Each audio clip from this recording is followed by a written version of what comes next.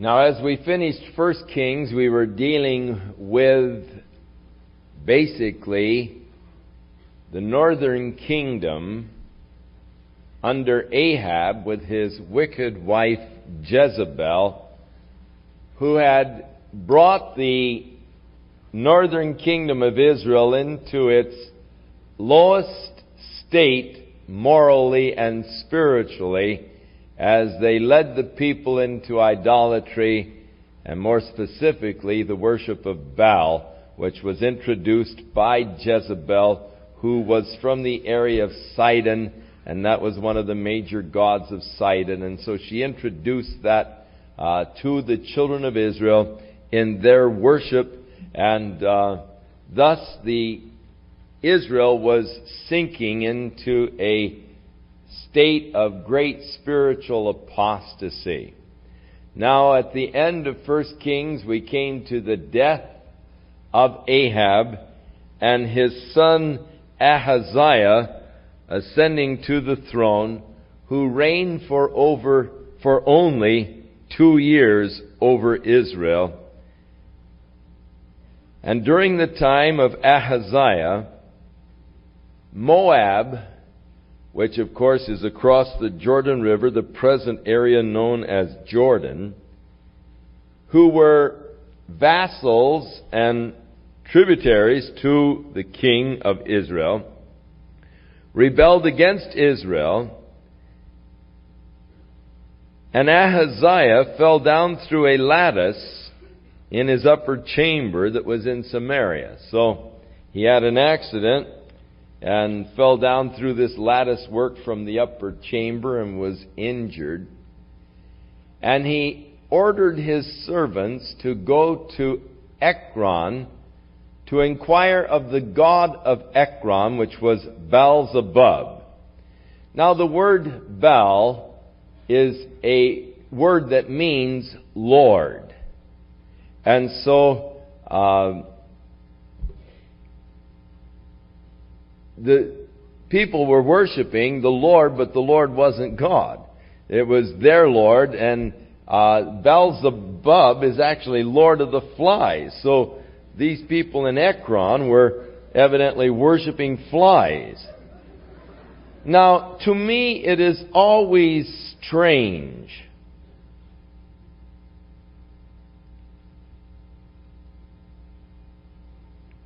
how otherwise normally intelligent people, who when they reject the worship of God, will believe and do such stupid things.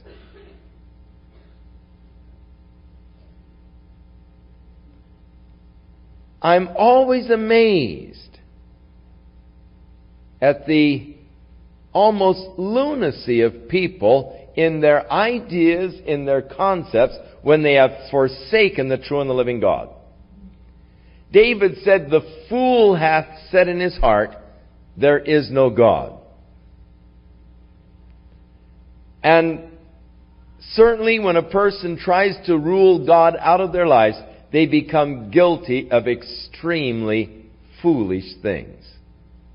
Can you possibly imagine worshiping a fly?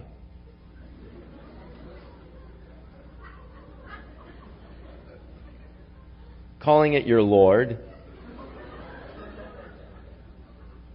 Now, in Romans chapter 1, Paul gives us a little insight into man who, when he knew God, failed to glorify Him as God.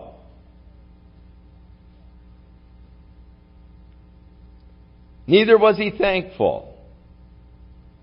Therefore his foolish heart was darkened.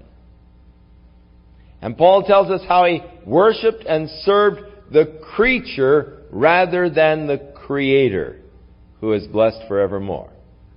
Now, there are people today who look at a flower and say that is God, or they look at a tree and say that is God. So it's not much different than looking at a fly and saying that is God. For they are worshiping sort of nature. And people say, well, I find God in nature, and they worship nature. As Paul said, they worship and serve the creature more than the Creator. Now, that is an irrational way to look at creation. You are looking at the creation of God.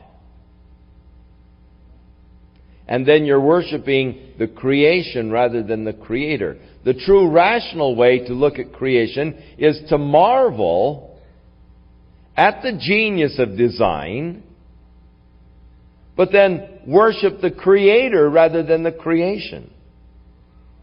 Now, in reality, a fly is designed very ingeniously.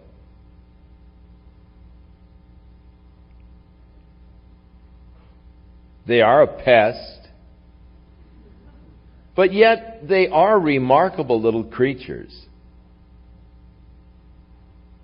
I'm amazed at their determination to get into the house and their ability to do so. Just sort of cruising around the door until you open the door and zoom right past you. And I like to observe flies. I've studied many of them under the microscope. I'm intrigued at their vision, the ability to see almost in a 360-degree capacity. You try to sneak up behind them and they see you coming. They have great vision, and I really am intrigued with the many facets within a fly's eye that gives them the capacity of such tremendous peripheral vision. I'm fascinated with the little gyroscopes under the wings that help him in his equilibrium as he flies. And I've always been curious how they can land feet first on the ceiling. Now, how close do they get to the ceiling before they flip over so they can land feet first?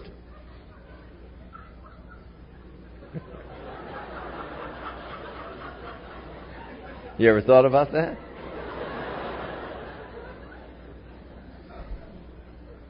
So they are a marvelous little creature. But surely they are not to be worshipped. And yet man, poor man, so ignorant in his worship once he has ruled God out, worships things that to look at them with just a rational mind is absolute idiocy. People have created their own concepts of God which they worship, their own ideas. And he sent these servants down to Ekron to inquire of the god of Ekron, Beelzebub, to find out if he was going to recover from the injuries he sustained in this accident. And Elijah the prophet came out to meet the messengers, and he said, "Is it because there is no God in Israel that the king is sending to Ekron to find out concerning his condition? You go back and tell him that the Lord says he's not going to recover from his illness, but he's going to die." This is only after 2 years of reigning. The message from the Lord. So when the servants returned, the king said, "How come you came back? I ordered you to go to Ekron." And they said, "Well, a man met us on our way and told us to return to you with a message from Jehovah that you are going to die." And he said, "What did the man look like?" And they answered, "He was a hairy man. And he had a leather girdle about his loins." And he said, "It's Elijah the Tishbite." Now, John the Baptist was a rugged kind of character, and no doubt Elijah was a very rugged character. wearing just sort of a leather skirt around his waist, and a very hairy guy, showing up here and there, and yet a man who was in touch with God in such a mighty way. So the king ordered a captain over 50 men to go with his 50 men down and take Elijah and bring him back to the king. And so the captain with his 50-man regiment came to Elijah, who was sitting on a hill, and he said, "Oh, man of God, the king has sent me to take you to him." And Elijah said, "If I'm a man of God, then let fire come down from heaven and consume you and your 50 men." And fire came down from heaven and consumed the captain with his 50. So the king sent a second captain with 50 men down to take Elijah and to bring him back. And Elijah's still sitting there on the hill. The second captain said, "Oh, man of God, the king has sent for you to come to him." And he said, "If I am a man of God, then let fire come down from heaven and consume you with your 50 men. And fire came down from heaven and consumed him with his 50 men. The third captain was sent out with 50 men. And he came on his knees before Elijah and said, "Oh, man of God, have mercy on me. I'm only doing my duty. I'm a family man. And all of my men here are family men. But the king has requested that you would come down to him. If you don't mind, we sure wish you'd go." And the Lord spoke unto Elijah and said, "Go with him unto the king." So Elijah came unto this king, who was the son of Ahab. And he said unto him, "Thus saith the Lord, forasmuch as you have sent messengers to inquire of Beelzebub, the god of Ekron, is it not because there is no God in Israel to inquire of his word? Therefore thou shalt not come down off that bed on which thou art gone up, but you are surely going to die." And so he died, according to the word of the Lord which Elijah had spoken.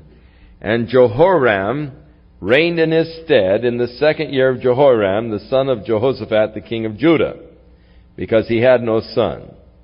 Now the rest of the acts of Ahaziah which he did, are they not written in the book of Chronicles of the kings of Israel? Now watch it here. You've got a Jehoram ruling in the north and a Jehoram ruling in the south. So things are going to get confusing here for a little bit. Ahaziah was young when he started to reign. He did not have any sons. He reigned only for 2 years and he died. And so his brother, Jehoram, began to reign over Israel. Because there was no eldest son to pass it on to, then the next oldest son of Ahab took over the throne in Israel. Now he took it over. His name was the same as the name of the king of Judah. So for a little bit here, it's going to be a little difficult to follow the kingdom of the north in contrast with the kingdom of the south, because they are both ruled over at this point by men whose name is Jehoram. And so it came to pass, when the Lord would take Elijah into heaven by a whirlwind, that Elijah went with Elisha from Gilgal. So the time has come when Elijah is going to depart the earth. And we gave you sort of a thumbnail sketch of Elijah last Sunday night, this interesting character, who will be coming back again. It is very possible that he is alive somewhere on the earth right now. For he will be one of the 2 witnesses who will witness to Israel during this time in which God is going to deal with the nation Israel again for 7 years. And Elijah will be one of those 2 witnesses of Revelation chapter 11. And because we are so close to that time, it is very possible that he is alive and around someplace right now, just waiting, really, for the church to be taken out so that he can begin his ministry unto the nation Israel.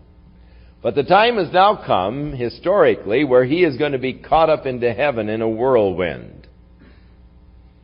And so Elisha is following him, and they came to Gilgal, which is, north of Jerusalem. It's in the Jerusalem mountains there, and it is probably 15 miles from Jerusalem. And Elijah said to Elisha, "You stay here, I pray thee, for the Lord has sent me unto Bethel."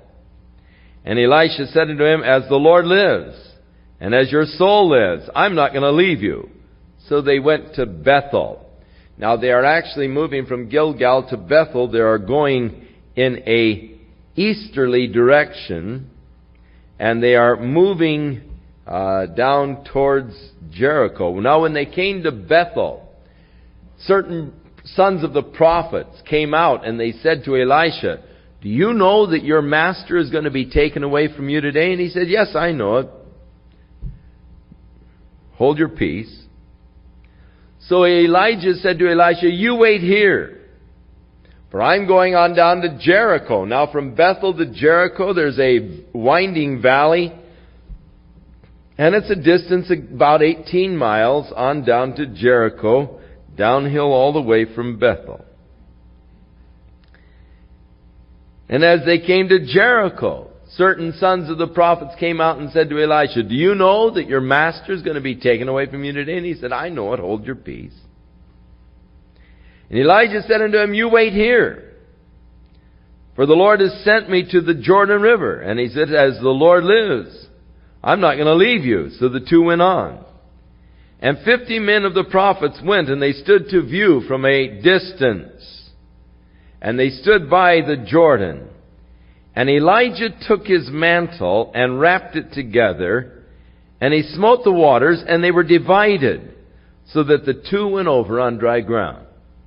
Now, this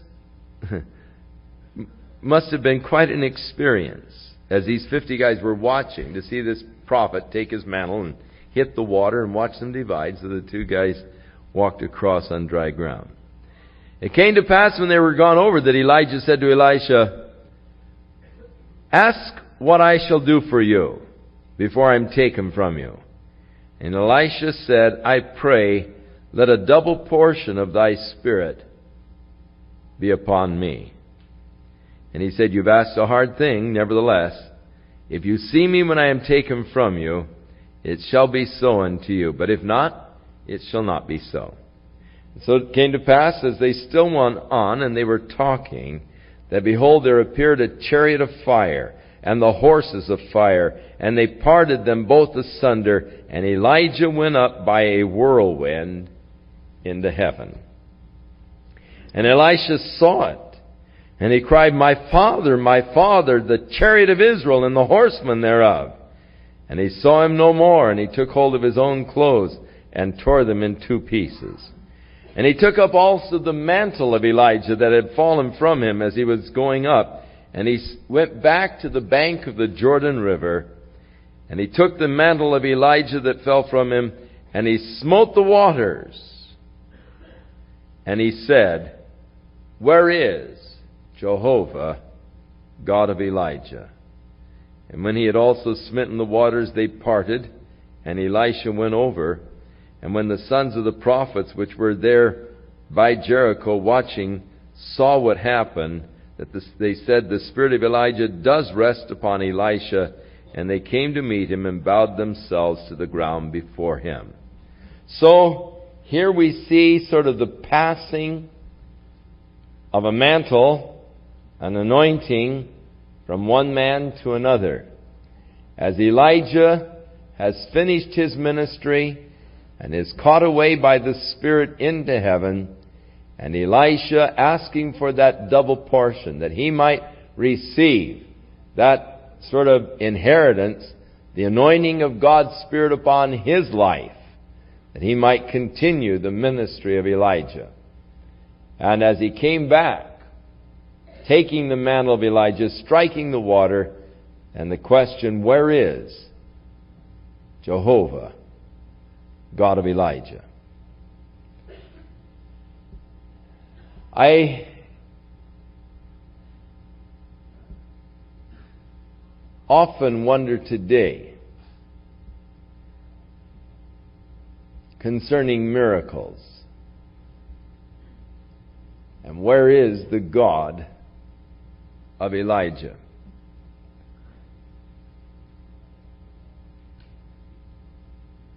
I am not at all satisfied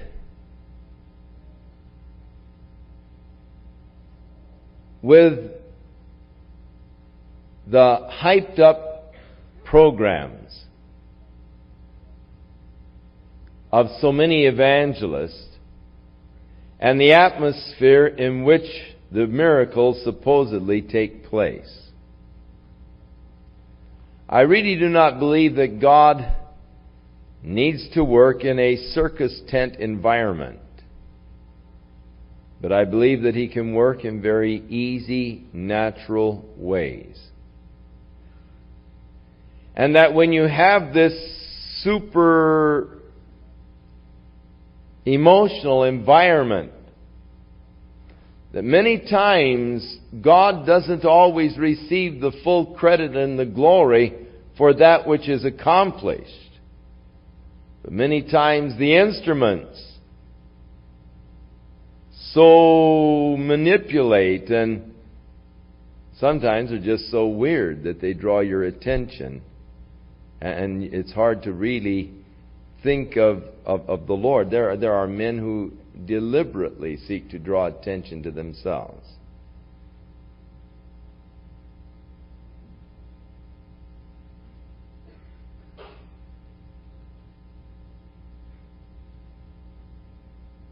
I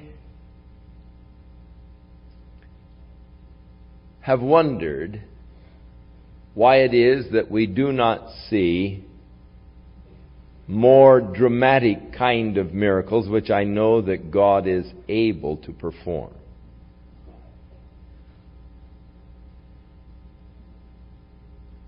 So in the idea, where is the God of Elijah, he's saying a God that works visible, obvious miracles, where there can be no questioning, no doubt. I cannot agree that God relegated miracles only to the apostolic period and before. That there came this point of history after the last apostle where God said, okay, that's the last miracle, and from now on we'll let them educate themselves and let the church expand itself through the world through the genius of man.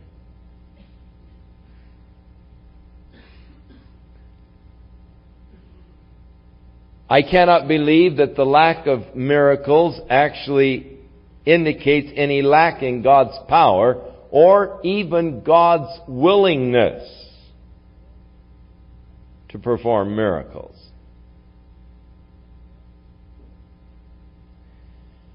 And yet, the last time I asked the Lord if I may not have the gift of the working of miracles, He answered me that He has led me in a more excellent way, even than the working of marvelous miracles. And since that time, I've never asked Him again for the gift of the working of miracles, but I've just rejoiced for the fact that He has brought our fellowship into a true fellowship, into a oneness where the love of Jesus Christ dominates our fellowship. And I'm satisfied with that.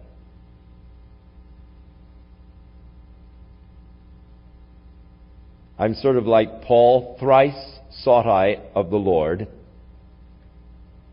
that I might have the gift of miracles or the working of miracles in my life. And God more or less answered me as He did Paul.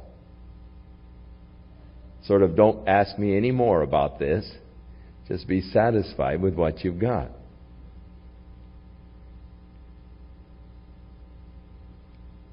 I can see where this gift would be an extremely difficult gift for a person to handle. And I doubt if I could handle it if I had it.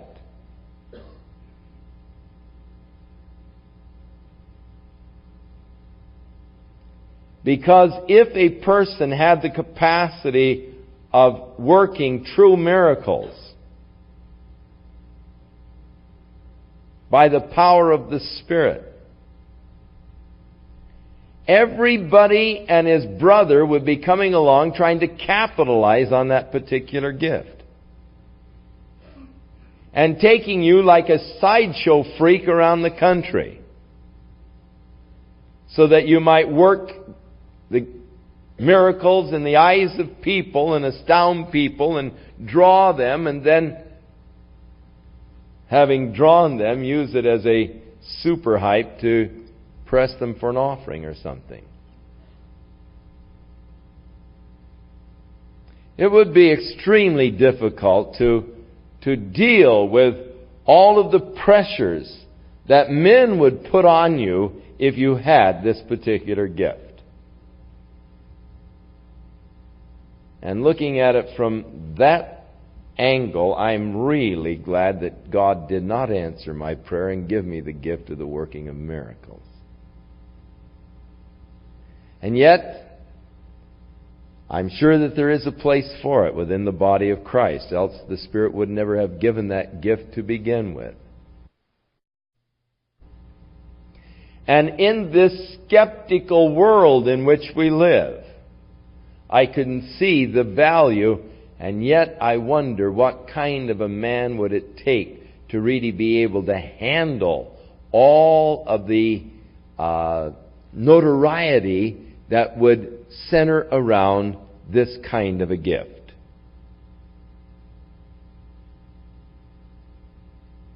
It would be hard. Because no doubt, the United Press, Associated Press, the major networks would be there trying to get your interviews and everything else and puffing you up and exalting you. And it would be extremely difficult. In fact, I don't think I know a man that could really handle it properly.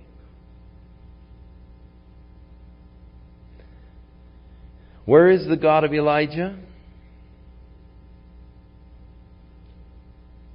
He is not changed. He is still the same. He is still there. But our very manner of living has removed us, I think, a step away. We vaunt our glorious society and highly developed society and culture. And yet within the society and culture, there are so many distractions. Things that take your mind off of the Lord and on to the material things around us.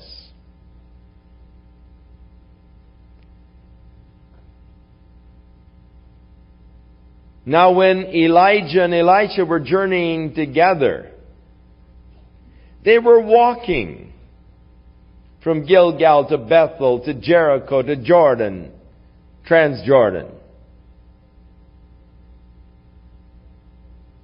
And walking around in nature.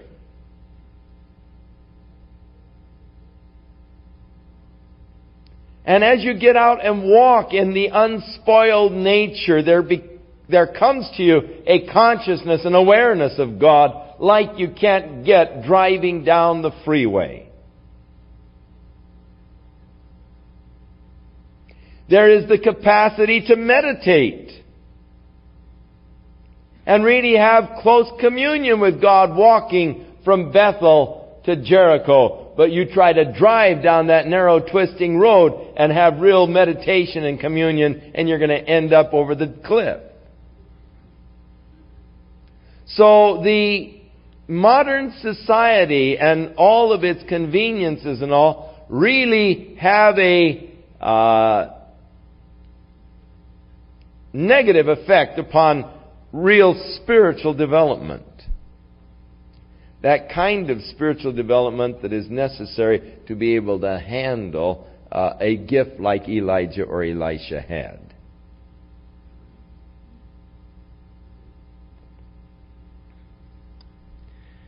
Where is the God of Elijah?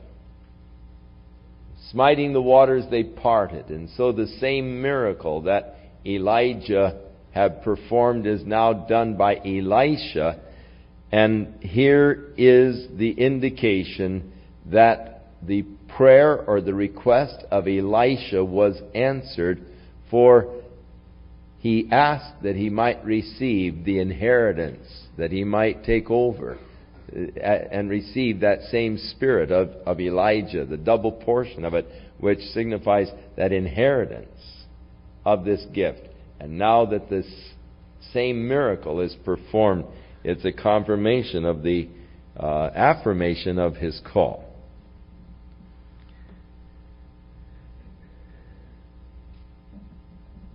And they came to meet Elisha and bowed themselves on the ground. Now you see, immediately you're going to be faced with a problem. Here are these guys bowing down to him. How are you going to handle it? It seems that whenever a person has the power of God or the gifts of the Spirit in operation in his life, people want to bow down to them, and they look at the instrument and magnify the instrument. And very few instruments can take that kind of stuff. Now they said, hey, there are 50 of us fellows. We're strong men. And we want to go and we want to see if maybe the body of Elijah fell somewhere in the desert. You know, true enough, he was caught up in a whirlwind, but it may be the whirlwind just carried him off to the land of Oz. He might be lying injured somewhere in the desert. He might have been dumped somewhere on a mountain or in some valley. Elisha says, no sense going. But they urged him until he was embarrassed about the whole thing. And he said, all right, if you want to go, then go. So they sent 50 men, and they sought for 3 days, but they didn't find him. And when they came again to him, for he stayed there at Jericho, he said to him, didn't I tell you not to go? You know, there is a lot of wasted effort. Just because people insist on doing something. You know, and they press and they push until you just get embarrassed about the whole thing. You say, well, okay, go ahead, but you know it's not going to accomplish anything. And the men of the city said to Elisha, you know, this is a nice city and all, but the water supply is bad. And it's a beautiful place, but with the water being bad, things are dying. And so he said, bring me a new cruse and put salt in it. And so he went to the spring that fed the city of Jericho, and he poured the salt in the spring, and the waters of the spring were healed. And it said, and so they are to this day. Now, of course, this was written almost 1,000 years before Christ. So at that time, the springs that fed Jericho were still, good. Actually, this was written a little bit later than that. And so, at the time of the writing, it had been some time, they were still good. Well, hey, they are still good. I was there just not long ago and drank from the spring. And the water's still good. So God did a good job in healing the springs that feed Jericho. The water is still good. And of course, it's a very, very fruitful area. Now, as he was going up, from Jericho to Bethel. There came forth, and it's translated little children, and this gives you the wrong concept. You see a bunch of little kids, 6, 7 years old, crying, "Hey, you old bald head, where you going, bald head?" But the Hebrew language actually indicates more of a teenage and late teenage than just a child, a little child. These were rotten little boys in their teenagers, mocking the prophet of God. And he looked back on them and cursed them in the name of the Lord. Now, it's hard to understand why he would do that, except that there was a great irreverence for a man of God. And there came forth 2 she-bears out of the woods. And it's interesting, there was woods in that area in those times. Today it's extremely barren. That valley going up, man, there's nothing but rocks. And it tore 42 of them. It doesn't say that they killed them at all, but just really scratched them up. And so he went up from there to Mount Carmel. Now that's clear on over to the area of Haifa over on the coast. And from there he returned back to Samaria, which is about 9 miles from the Mediterranean, but about 25 miles from Mount Carmel, the area of Haifa. It's closer to part of Mount Carmel. And they said unto him, "Behold now," beg your pardon, chapter 3, "Now Jehoram, the son of Ahab, began to reign over Israel in Samaria in the 18th year of Jehoshaphat, the king of Judah, and he reigned for 12 years.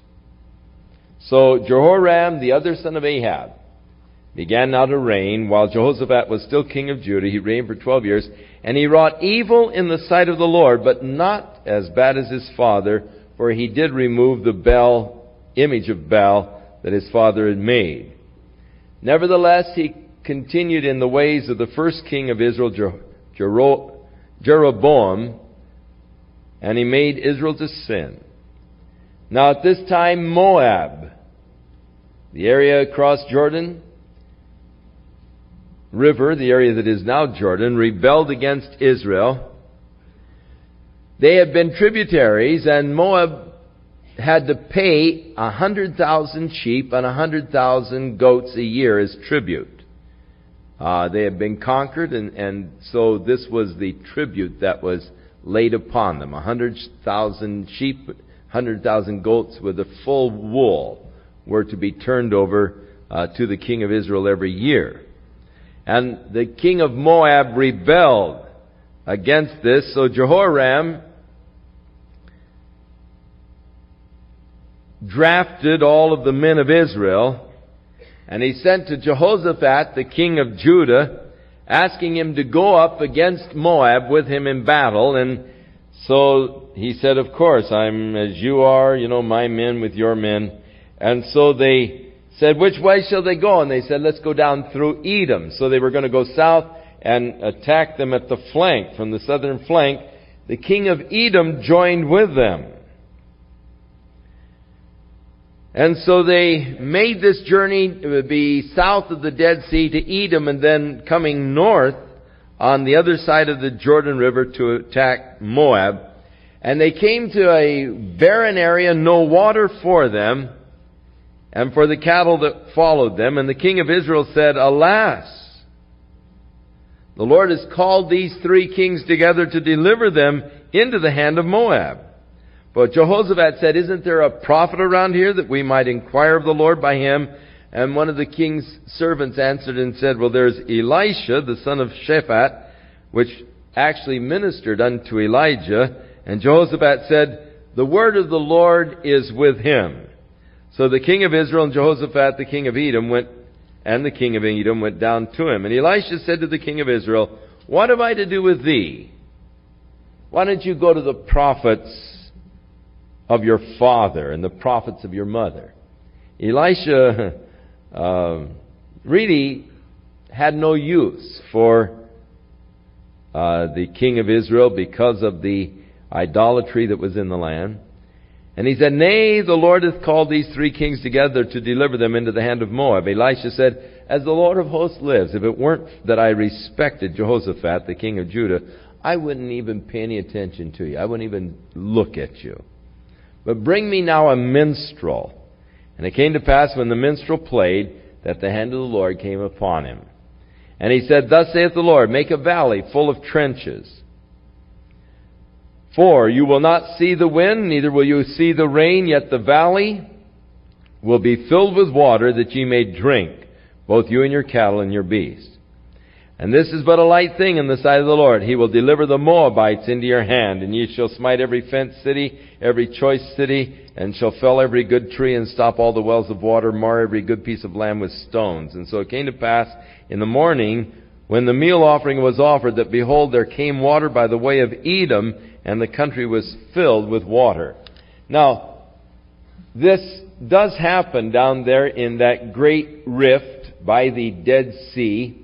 It can be a hot, sunny day, and suddenly you'll get torrents of water flowing down through the canyons.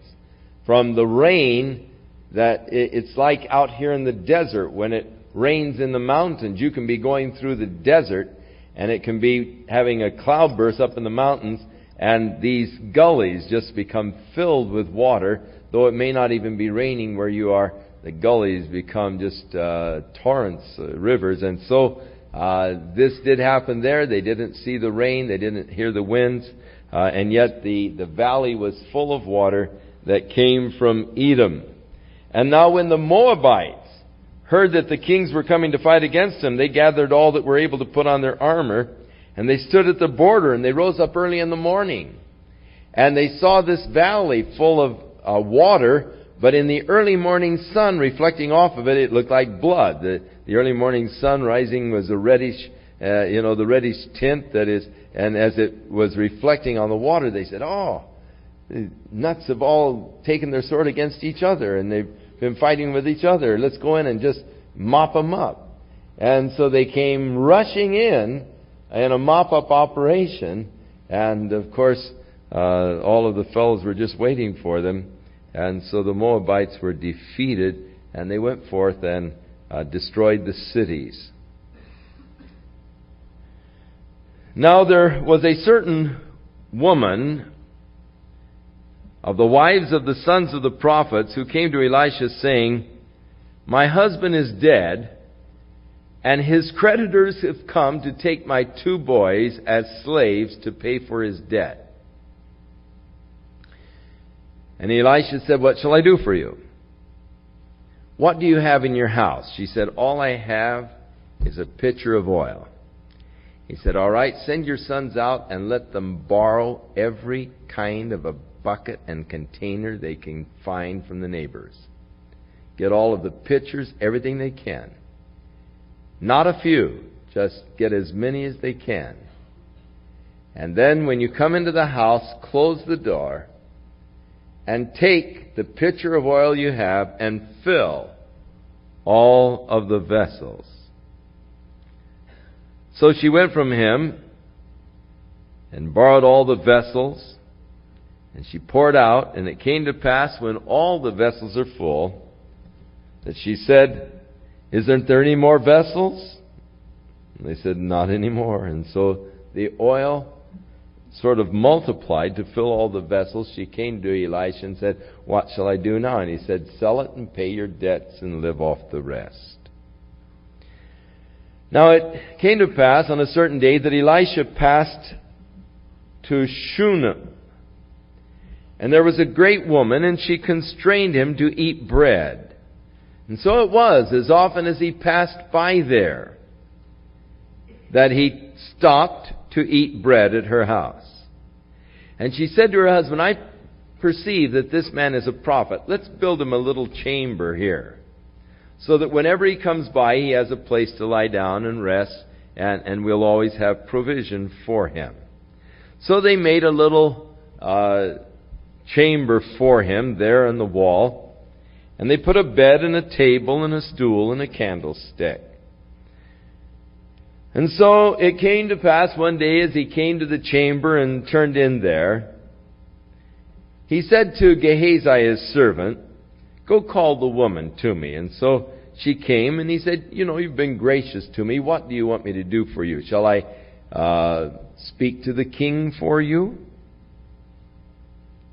You've taken great care of me and all. I'd like to return a favor." And she said, "I dwell among my own people." In other words, I don't have any ambitions to meet the king or the captain of the host. I'm very content right here. So Gehazi said, "Hey, look, she doesn't have any children. Her husband's an old man." And so he said, "Call her." And when she stood there at the door, he said, "You're going to get pregnant. You're going to have a son about this season. Next year, about this time, you're going to be holding a little boy." And she said, "Oh, don't lie to me now. Don't build up my hopes." But yet, within a year, she was holding her own son. Now it came to pass as the child grew up that he was out in the field with his dad. And he began to cry, "Daddy, my head aches. My head aches." And so the dad ordered the servants to carry him back to his mother, and she held him until he died. And so she laid him on Elisha's bed, she shut the door, and she called her husband, and she said, "Send me, I pray you, one of the young men and one of the donkeys, that I may run to the man of God and return home." And he said, "Why do you want to go to him? It's not the new moon or the Sabbath day." And she said, "It's going to be well." Now, it's sort of a, "Why do you want to go to church today? It's not Sunday," kind of a thing, And so she saddled the donkey, and she said to the servant, "Drive and go forward, and don't slack thy riding for me unless I tell you." And so when they came to the man of God in Mount Carmel, it came to pass when the man of God saw her afar off, he said to Gehazi, his servant, "Behold, here comes that Shunammite woman. Run now, I pray, and meet her, and say unto her, Is it well with you? Is it well with your husband? Is it well with your child?" And she answered, "It is well." And when she came to the man of God to the hills, she caught him by the feet, and Gehazi started to push her away. But Elisha said, "No, let her alone. Her soul is vexed within her, and the Lord hath hid it from me, and hath not told me." Now, this is lest, the people get hold of the story of Elisha today and his capacities of being able to know things, people's thoughts and so forth, lest they attribute that to some kind of mental capacities, mind reading or whatever. God inserted this into the story so that you would know that his was a gift of God, and God could withhold that gift. And if God withheld the gift, he didn't know anything, just like the rest of us. He only knew as God would reveal. And he was a little surprised that God had hid from him what was wrong with this Shunammite woman. Now, I'm surprised whenever God reveals something to me. But he was surprised that something wasn't revealed. The fact that here she's got real problems, and the Lord hasn't revealed to me what it is. And so she said, "Did I ask you for a child?"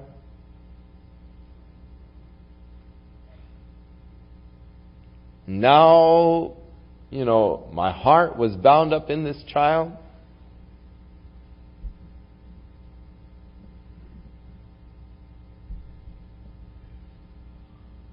And he said to Gehazi, "Quick,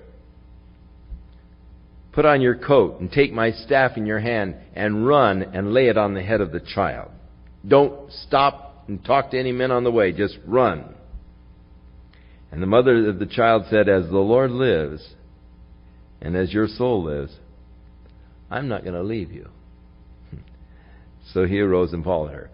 I see here a mother's love demonstrated. I see here the determination and the power of mother's love. I mean, she's not going to accept any substitutes. And don't send a servant, and think you're going to get by with that. I'm not leaving you. I came for you. And her determination that Elisha go with her. And she's not about to just accept Gehazi running with his staff to put it upon her son's head.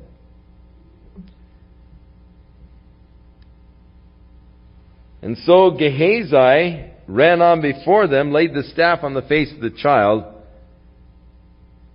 but there was neither voice nor hearing. And so he came back to meet them, and he told Elisha. The child did not wake up. When Elisha was come to the house, behold, the child was dead and laying there on Elisha's bed. And he went in and he shut the door upon the two of them, and he prayed unto the Lord.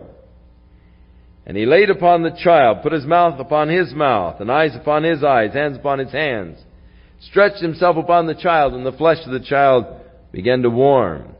And he returned and walked around in the house. And then he went back and stretched himself on the child again. And the child sneezed 7 times and opened his eyes. And he called Gehazi and said, Call the Shunammite. And he called her, and when she was come in, he said, Take up your son. And she went in and fell at his feet and bowed herself to the ground and took up her son and went out. So Elisha then came down again to Gilgal, coming south and west. And there was a dearth in the land. And the sons of the prophets were sitting before him. And he said, Set up big boiling pot on the fire there, and boil up some pottage for the sons of the prophets. And so these guys went out and gathered the wild herbs, the wild vegetables, and all the greens in the field. And some guy got hold of some wild gourds, not knowing any better, and he shred them into this great bowl of pottage that they were cooking up for the prophets. So when they started to dish it out and these guys started to eat it, oh, it was horrible. And they began to cry, There's death in the pot, And so Elisha said, Bring me some meal.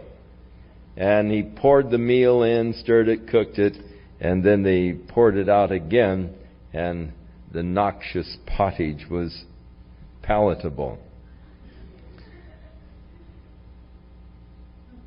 Then there came a man from Baal-shalisha, and he brought Elisha some bread and some ears of corn. And there were 100 prophets there, and Elisha said, We're going to have a feast. And they said, You can't feed 100 men with that little bit of bread and corn. And he said, Give to the people that they may eat. For thus saith the Lord, They shall all eat, and we will have some left over. So he set it before them, and they did eat according to the word of the Lord. And we are reminded of the miracles in the New Testament of Christ feeding the 5,000 men besides women and children with the 5 loaves and 2 fish.